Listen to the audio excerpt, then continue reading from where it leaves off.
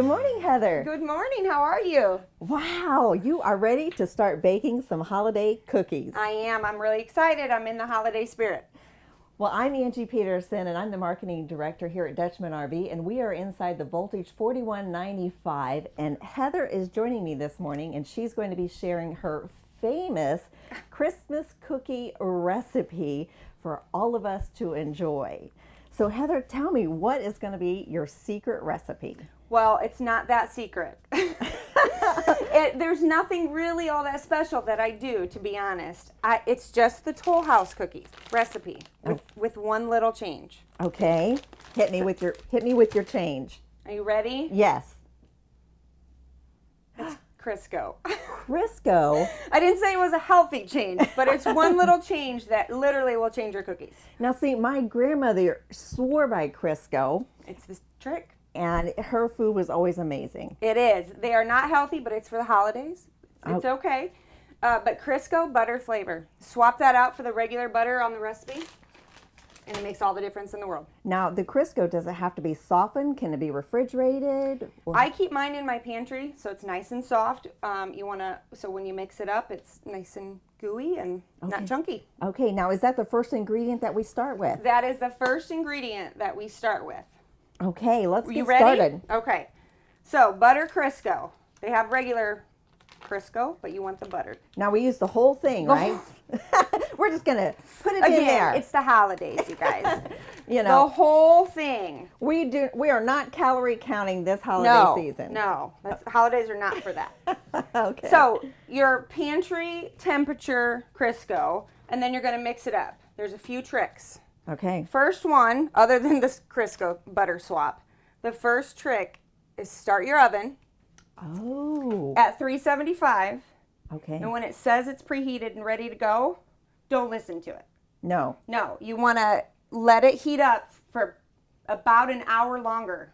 Really? And I think this can do it. We're going to try it out, but I think this can do it. It can do it. Now, see, if you're, women, if you're a lot like me, I typically just start the oven right before I start mixing the ingredients, and then I make my batter and just put the cookie dough in there. As soon as it says. As soon as it says. Don't listen to it. That's not right. Don't do that. Yeah? No. Okay. You want an extra, extra hot oven. That's my first tip, other than the Crisco. All right. The second tip starts now. Okay.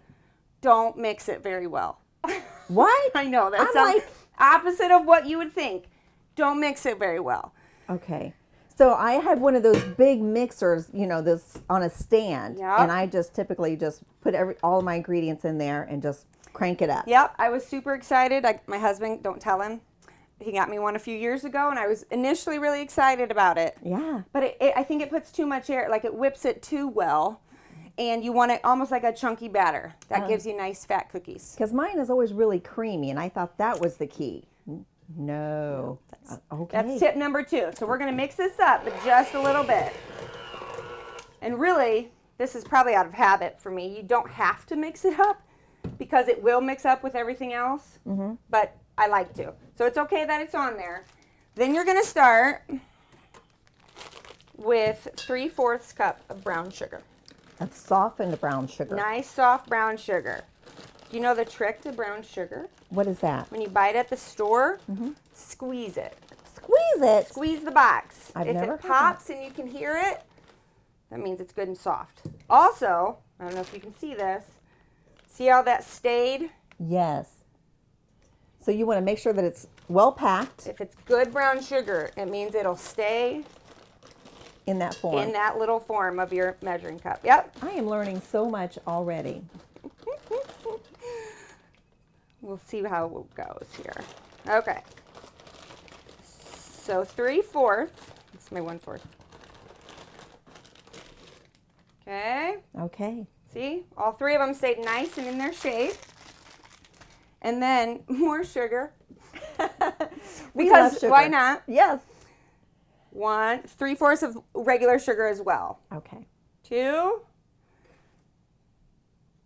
3. Okay. And then vanilla. You need a teaspoon of vanilla. And I'm going to tell something really bad. I actually made some yesterday, and I forgot the vanilla.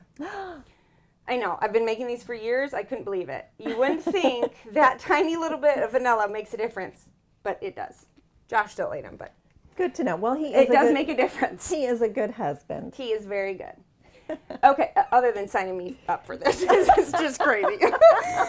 Okay, so I always like to, remember, you don't want to mix it too well. Okay. So, just a few times around. Just a few times. Just so that it's blended nicely. Okay, see how it's mixed, but not Right. Yeah. really all that mixed. You can still see all the different parts in there. That's okay. Yeah, so it's still clumpy. Still clumpy, real clumpy. In fact, I can see, if I look real close, I can see big chunks of brown sugar. Okay. That's okay. Okay. Okay, 1 egg. This is important. 1 at a time. One at a time. Yep. So we're going to get that guy in there. Put that in there. Mm-hmm. Mix them up. But again, just enough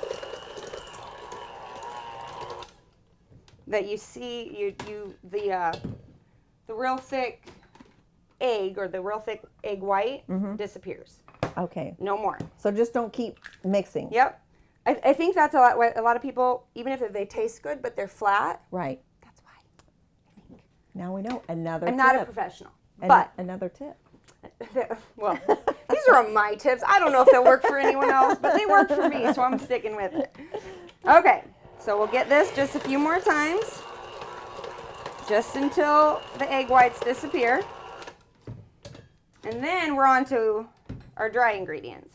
These you actually want to mix separately, and I cheated this morning because I have a giant tub of flour at home. Oh, okay. From Tupperware. It's probably from 1988. Hey, Tupperware is amazing. It is amazing. Great product. Tupperware. We're giving you a free plug, Tupperware. Tupperware, there you go. So I did this ahead of time. So you take 2 1/4 cups flour, Okay. teaspoon of baking soda, Mm-hmm. and a teaspoon or so of salt. Okay. Now, see, I like salt, so I would probably put a little bit more salt in there. Well, that's why I say or so.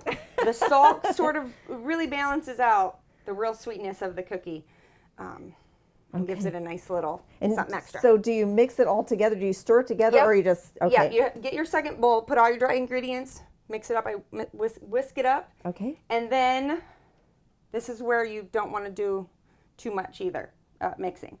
Just a little bit at a time. Oh, so you don't just dump the whole thing Nope, in there. a little bit at a That's time. what I would do. I think cookies are a little picky.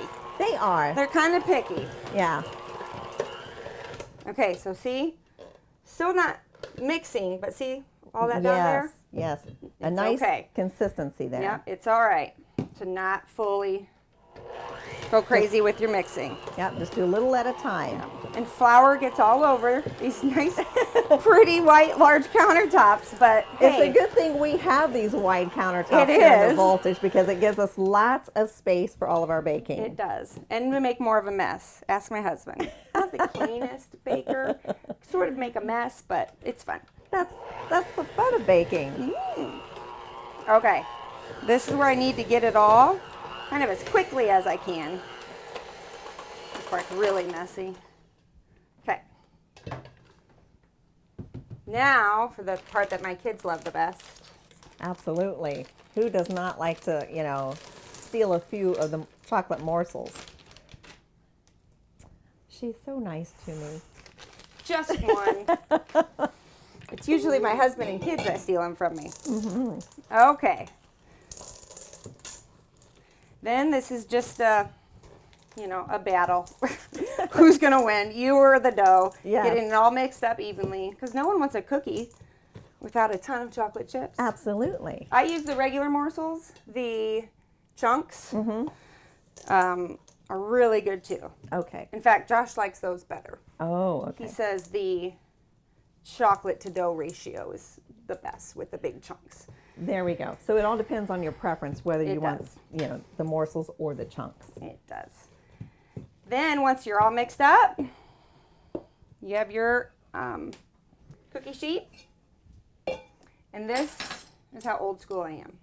Wow, that's a great tip. Because A lot of people use like the little ice cream scoopers. right? I don't know why. I'm probably too old school, but I just like these. I can tell by looking exactly how they're going to turn out size-wise.